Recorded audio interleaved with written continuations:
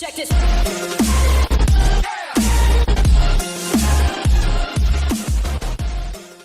Welcome back to Chaotic Strategies, everyone. If you guys are new to the channel, my name is Trav, and I welcome you. Today, we're going to be going over another Commander deck profile breakdown. This deck's phenomenal. Absolutely love this deck. I got this deck idea from the Commander's Quarters. If you guys haven't seen their channel, go ahead and check it out. I'm going to leave a link down to their original video for this deck in my description box. Today we're going to be going over Naru Meha. If you don't know Naru Meha, she's a blue wizard that just is phenomenal to create infinite combos. Not to get that confused with infinite loops. Infinite loops you can't stop. These combos that you can set up with her, you can stop at any point in time and really just make your friends and opponents pretty pissed if you can utilize this deck right. It's phenomenal. There's still some things that I'm going to continue to change on it. My deck profile is a little bit different from theirs. I've added in some things to kind of help it play better and more focused towards milling my opponent out. But there's so many different win conditions within this deck and so many different things that you can do. So instead of just sitting here telling you about it, let's jump over and I will start showing you everything that I have in this deck. Kicking off my Naru Meha Commander deck, we have, of course, Naru Meha herself. She's a legendary creature, human wizard. That's going to be our commander. She has flash, and whenever she enters the battlefield, I can copy a target instant or sorcery spell I control, and then I can choose new targets for the copy. This deck runs very heavy in creatures. I'm running 50 different types of creatures in this deck, and I know it seems like a lot, but the whole object of running so many creatures is to be able to flood your field for protection while you're trying to build up mana to get to your combo pieces. So to start off my creatures, I have Homerade Explorer. So whenever this one enters the battlefield, I can target a player and that player puts the four top cards of their library into the graveyard. Scholar of Stars. When it enters the battlefield, if I control an artifact, I can draw a card. Prosperous Pirates, so whenever it enters the battlefield, I can create 2 treasure tokens, which helps with the mana. Eternal of the Harsh Truce, so I can afflict 2, so whenever this card becomes blocked, the defending player loses 2 life, which is really nice. And whenever it attacks and it isn't blocked, I get to draw a card. Pondering Mage, when it enters the battlefield, I can look at the top 3 cards of my library, then put them back in any order. I may shuffle my library, and then I can draw a card. Omen Speaker, when she enters the battlefield, I can scry 2. Stitched Mangler, when it enters the battlefield tapped, and when it does enter the battlefield, I can tap target creature an opponent controls, and that creature doesn't untap during the next untap step. Griff Vanguard, this one has flying. When it enters the battlefield, draw a card. You'll notice that a lot of my creatures have either scry or draw cards, and there's reasons for that. Mostly you want to get into your deck to get to your combo pieces, but I also have a lot of mill options where every time I draw a card, my opponents are going to have to mill cards off the top of their library. Horizon Scholar, this one's a little bit higher cost 6 to get out, but it has flying, and when it enters the battlefield, I can scry 2. Chillbringer, flying, when it enters the battlefield, tap target creature an opponent controls. It doesn't untap during the next untap step.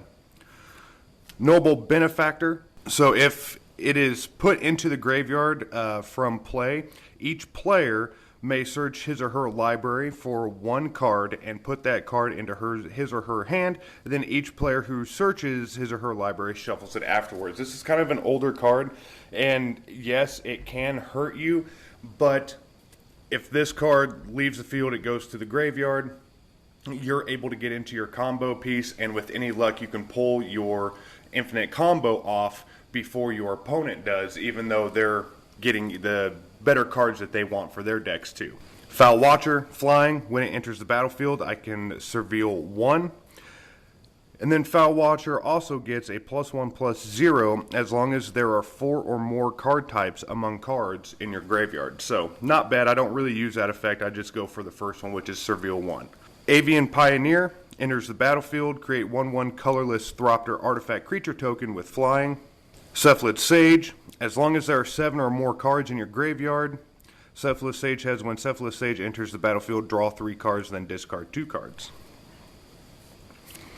Rescuer Finks, flying. As it enters the battlefield, I can return a non-land permanent I control to the owner's hand. If you do, Rescuer Finks enters the battlefield with +1/+1 counters on it, so not too terrible. Muse Drake, flying. When it enters the battlefield, draw a card. Angler Drake. When Angler Drake enters the battlefield, you may return target creature to its owner's hand. Wall of Runes has Defender, which means it can attack, and when Wall of Runes enters the battlefield, you can scry 1. Roaming Ghostlight. When Roaming Ghostlight enters the battlefield, return up to 1 target non-spirit creature to its owner's hand. Mana War. When Mana War enters the battlefield, return target creature to its owner's hand. Water Trap Reaver. When Water Trap Reaver enters the battlefield, tap target creature an opponent controls. That creature doesn't untap during its opponent's next untap step. And then we also have Ruin Crab, which has landfall. So whenever a land enters the battlefield under your control, each opponent mills 3 cards. This one's kind of a staple, so if you can get into your infinite combo and just create infinite mana, every time mana hits, you should be able to drop 2 mana at once. So each opponent's going to mill 6 cards until you decide to end that combo. Draugr Thought Thief. When it enters the battlefield, look at the top card of target player's library, and you may put that card into their graveyard. Tomb Raider, flying, enters the battlefield, draw a card. Inga Rune Eyes. It enters the battlefield, scry 3, and when it dies, draw 3 cards if 3 or more creatures died this turn. Frostlinks, when it enters the battlefield, tap target creature an opponent controls. Same as the others, they don't untap during their next untap step. Sir Eleonora the Discerning. Sir Eleonora the Discerning's power is equal to the number of cards in your hand. When it enters the battlefield, draw a card. And then spells your opponent's cast that target Sir Eleonora cost 2 more to cast. So not terrible. Octoprophet. When Octoprophet enters the battlefield, scry 2. Drift of Phantasms is kind of another staple in this deck. So it's Defender, it can attack, has flying, but it also has Transmute. And the Transmute cost is 3 mana. So essentially you can ditch that from your hand after you pay the 3 mana, send it to the graveyard, and then you can search your deck for a card that has the same amount of mana that you use to transmute. So 3 mana, which our combo piece that we need for Naru costs 3 mana. So it's another way to get into the deck to get your combo piece out. Burned Aerialist. When it enters the battlefield, create a treasure token. Carfell Harbinger. You can tap it to add 1 mana, and you have to spend that mana only to foretell a card from your hand or cast an instant or sorcery spell. Shipwreck Looter has Raid. When it enters the battlefield, if you attacked with a creature this turn, you may draw a card. If you do, discard a card. Academy Journey Mage. The spell costs 1 less to cast if you control a wizard. And when Academy Journey Mage enters the battlefield, return target creature an opponent controls to their hand. Deranged Assistant. Every time it's tapped, you're going to mill a card and you're going to add a colorless. So not terrible. I mean, if you're just trying to get into your deck, this helps quite a bit because you can just keep milling that card until you get into it. But you also have to be careful because you could potentially mill your combo piece if you're not careful. Artifact Creature. Filgary Familiar. So when it enters the battlefield, you gain 2 life, and then when it dies, you draw a card. Another artifact creature, Sky Scanner, has flying. When it enters the battlefield, draw a card. Sailor of Means. When it enters the battlefield, you're going to create a treasure token. Sage's Rose Servant. When it enters the battlefield, scry 2.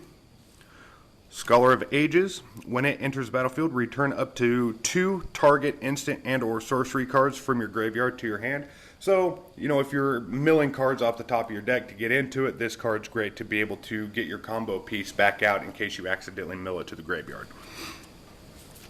Sage's Row Denizen. Whenever another blue creature enters the battlefield under your control, target player puts the top 2 cards of their library into the battlefield.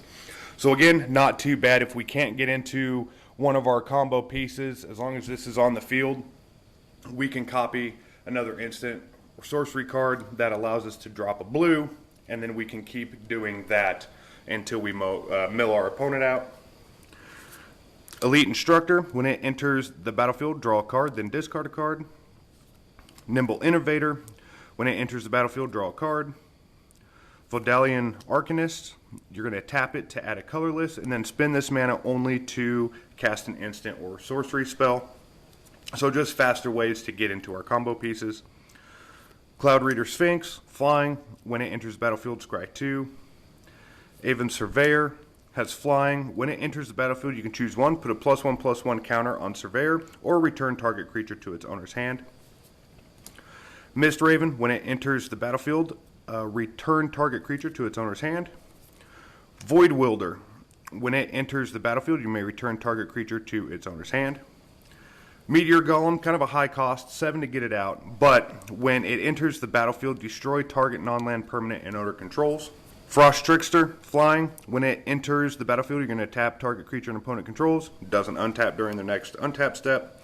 And then for our last creature, artifact creature, we have Corridor Monitor. When it enters the battlefield, untap target artifact or creature you control. So if you have all your artifacts or you have a certain creature that you want to untap, pop that guy out. You're going to untap it and be able to keep doing whatever you need to do. Okay, so that's it for the creatures. Like I said, we have 50 creatures in this deck. It's a lot, but they're all relatively low cost, and it's designed just to flood the field to give you protection to get into your combo pieces. Moving into artifacts, we're going to start with Sleeper Dart. So when it enters the battlefield, draw a card, and then you can tap it, sacrifice Sleeper Dart. Target creature doesn't untap during its controller's next untap step. Power Stone Shard, you're going to tap it, add one colorless for each artifact you control named Power Stone Shard. Sears Lantern, you're going to tap it to add a colorless to your mana pool, or you can tap 2 and this card to scry 1. Dungeon Map, you can tap it to add a colorless, or tap 3 mana and this card to venture into the dungeon. Serum Powder, you're going to tap it to add 1 mana to your mana pool, but anytime you could mulligan and Serum Powder is in your hand, you may remove your hand from the game, then draw that many cards. So if you draw just absolutely into a terrible hand that you don't foresee really helping you in the game, use that, get the hand completely gone, redraw a whole new hand. So not too bad. Letter of Acceptance, you're going to tap, add 1 mana of any color, or tap 2 plus this card and draw a card. Spectral Searchlight, tap, choose a player, that player adds 1 mana of any color that they choose. So typically on that one you're going to target yourself, so that way you can add a blue. And then the last one is Hall of Triumph. When it enters the battlefield, choose a color, which in this case is going to be blue. Creatures you control the chosen color get a +1/+1. So if you have somebody that likes to ramp up attack counters and defense counters, this is going to kind of help you defend a little bit better against them. Okay, that's it for artifacts. I run 2 enchantments. The first one is Reconnaissance Mission. So whenever a creature you control deals combat damage to a player, you may draw a card, and you also have cycling, so you pay 2, discard it, you get to draw a card. And then for the last enchantment, we have Teferi's Tutelage. When it enters the battlefield, you draw a card, then discard a card, and whenever you draw a card, target opponent mills 2 cards. So you can see why I have so many cards, that when it hits the battlefield, you get to draw a card, because every time you do, Teferi's Tutelage hits, and you're just going to keep milling your opponent out. I absolutely, especially with this combo, so, you know, whenever you deal damage, you're going to draw a card. Every time you do, Teferi's Tutelage is going to hit and just really mill your opponent out. That on top of Ruin Crab is just a dangerous combo. You can mill somebody out very quick, even in Commander. Yeah, I run 1 sorcery card, Maddening Cacophony. It's got kicker of 4. Each opponent mills 8 cards, but if this spell was kicked instead, each opponent mills half their library rounded up. So again, just absolutely nasty card. And if you have everything set up to run your infinite combo, you can target that card and just keep milling out their library really, really fast with that infinite combo setup with Naru Meha. And I don't run very many instances either. Illusionist Stratagem. So you're going to exile 2 target creatures you control, then return those creatures to the battlefield under their owner's control, and draw a card. So there's a lot of different things that you can do with this card depending on what effects you're wanting to activate. So if I have Sage's Row Denizen on the board, then I'll just target 2 other creatures with this one, bounce them to exile, bring them right back. And then since 2 creatures hit the board while this one was down, your opponent's milling 4 cards. So pretty nasty combo. Also run Keep Safe. So you're just going to target a you're going to counter target spell that targets a permanent you control. And then when you do that, you get to draw a card. Anticipate, you're going to look at the top 3 cards of your library, put one of them into your hand, and the rest on the bottom of your library in any order. Just another way to kind of get into your library. Displace, exile up to 2 target creatures you control, then return those creatures to the battlefield under your owner's control. So the exact same thing as Illusionist Stratagem. It's pretty much the exact same effect, just a different card. So we have 2 cards in a commander deck that do the exact same thing, but different names, so it's legal. And then our main instant that is in this deck that is a requirement for our instant combo, or our infinite combo with Naru Meha, is of course Ghostly Flicker. So you're going to exile 2 target artifacts, creatures, and or lands you control. Then return those cards to the battlefield under your control. So Ghostly Flicker is just absolutely amazing. It's kind of what sets off your infinite combo to keep doing pretty much just dirty mill work on your opponents to get them milled out as fast as possible. Or you can even make, 200 1/1 Thropter tokens. I mean, there's just so many different targets in this deck, win conditions that you can choose from. You don't necessarily have to mill your opponent out. There's so many other things that you can do. Yeah, run a few specialty lands.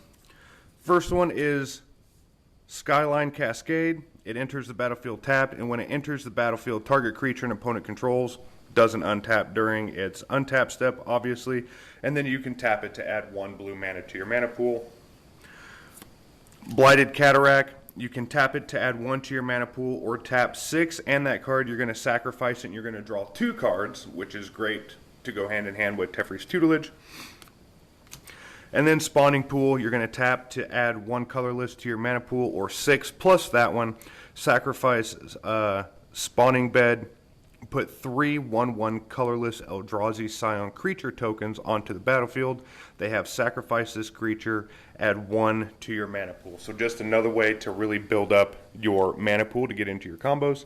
And then to finish off this deck, I run 30 blue lands. Everything is blue in this deck. So like I said, I run 30 lands to finish off this deck. And that's my Naru Meha commander deck profile. So like I said, guys, this deck can get pretty stupid pretty fast, and I'm going to keep building on that to make it play a little bit faster. In order to get your combo set up with Naru Meha and Ghostly Flicker, you need at least 7 mana on the board and some win conditions set up on the board as well. I think I'm going to add some more mana ramp in here just to be able to get my mana faster and be able to start summoning out a lot of my win conditions before turn 7. So that's going to be about your winning mark on this is turn 7, as long as you don't get countered or stopped beforehand. So like I said, this deck's a lot of fun to play. I give it up for Commander Quarters. It used to be in that video that I'm posting down in my description, used to be $5. I think I had a majority of the cards on hand anyway. I think it costed me around 10 to 15 to get it to where it's at now. On average, I'd say it's about a $25, $30 deck if you're starting completely from scratch as of right now. I hope you guys enjoyed this video. If you did, be sure to hit that like button, pop that subscribe button. Make sure your notifications are turned on. We've got some big things planned at the turn of the year going into 2022. So make sure those notifications are on so that way you guys can be notified every time we get a new video posted. Also, we are sellers on TCGPlayer.com. You can go into their store finder, search Chaotic Strategies, find us this way. I'm also going to leave a link down in the description box below. Anything that you buy from us gets turned right back into these videos. Every cent that you spend, right back into these to bring you better and more content. Hope you guys are being safe out there. Enjoy your holidays, and we'll catch you in the next video.